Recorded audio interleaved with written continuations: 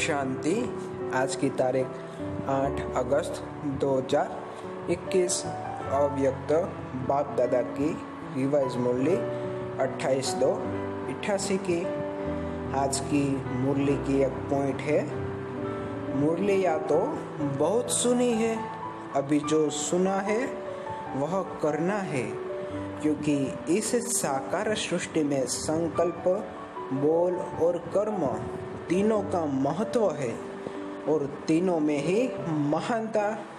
इसको ही संपन्न स्टेज कहा जाता है। इस साकार सृष्टि में ही फुल मार्क्स लेना अति आवश्यक है। अगर कोई समझे कि संकल्प तो मेरे बहुत श्रेष्ठ है, लेकिन कर्म व बोल में अंतर दिखाई देता है, तो कोई मानेगा? क्योंकि संकल्प का स्थूल दर्पण बोल और कर्म है। श्रेष्ठ संकल्प वाले का बोल स्वतः ही श्रेष्ठ होगा, इसलिए तीनों की विशेषता ही नंबर 1 बनाता है। हम मुरलियाँ बहुत सुनते हैं, उसमें आ रहे प्रश्न, उत्तर, स्लोगन, वरदान, ये सब बहुत सुनते हैं, लेकिन अभी जो सुना है वह तो करना है।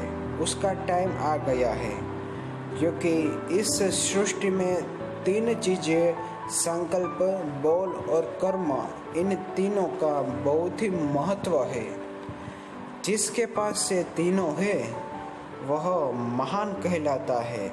वही होती है संपन्न स्टेज, संपूर्ण स्टेज।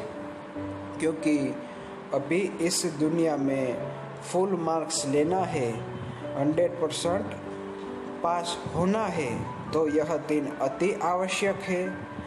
अगर कोई कहते हैं कि मेरे संकल्प अच्छे हैं, पर कर्म और बोल में अंतर दिखाई देता है, जो बोलते हैं वह कर्म नहीं करते हैं या तो व्यर्थ कर्म करते हैं, तो यह नहीं चलेगा। क्योंकि संकल्प का तो सही दर्पण ही होता है बोल और कर्म।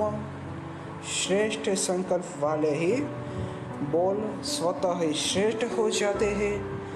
किसी के मन में सबके प्रति शुभ संकल्प हो, शुभ भावना हो, तो उनके बोल भी स्वतः ही शुभ ही होंगे।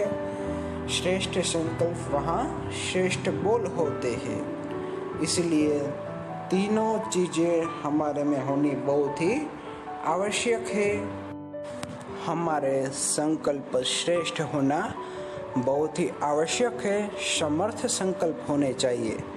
अगर किसी के भी प्रति मन में भी अगर बुरा भला सोचेंगे, तो उसका असर सामने वाले पर जरूर पड़ेगा और हम अशुभ संकल्प से वैसे हम अशुभ बोल बोलेंगे और फिर हमारा कर्म भी अशुभ हो जाएगा, व्यर्थ कर्म हो जाएगा। इसीलिए संकल्प से ही हमें शुद्ध बनना है, श्रेष्ठ बनना है, तभी नंबर 1 कहलाएंगे। आज का वरदान है, मनन शक्ति द्वारा हर पॉइंट के अनुभवी बनने वाले सदा शक्तिशाली, माया प्रूफ, विघ्न प्रूफ भव। हमें अपनी मनन शक्ति को तीव्र करना है, बहुत ही तेज करना है। जो हम मुरली की पॉइंट्स को सुनते हैं, उसको प्रैक्टिकल लाइफ में यूज़ करना है। कोई भी परिस्थिति आती है, मुश्किल आती है, तो मुरली की ऐसी कौन सी पॉइंट जो हमने सुनी हुई है वह उस समय काम आएगी। ऐसा नहीं हो कि परिस्थिति आए तो हड़बड़ा जाए, सब कुछ ज्ञान भूल जाए।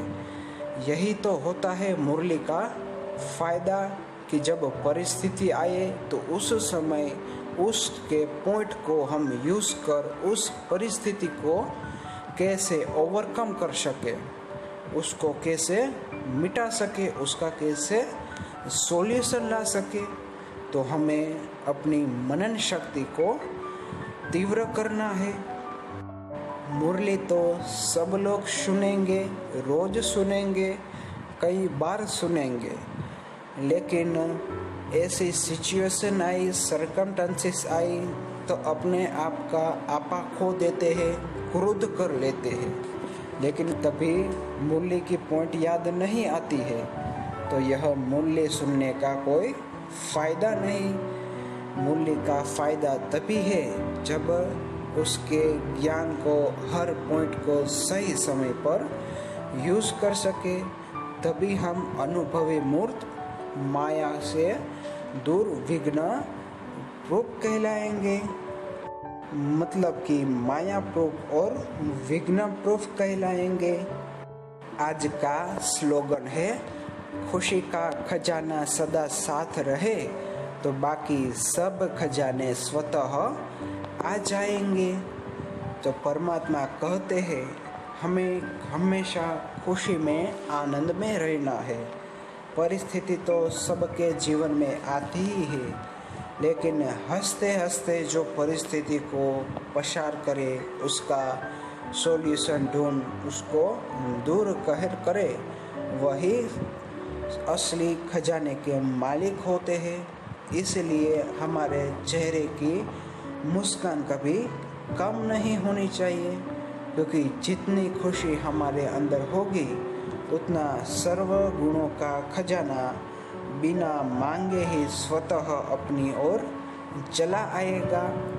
इसलिए कुछ भी हो जाए, हमें खुशी में रहना है, आनंद में रहना है, हर्षित मुख रहना है। अच्छा, ओम शांति।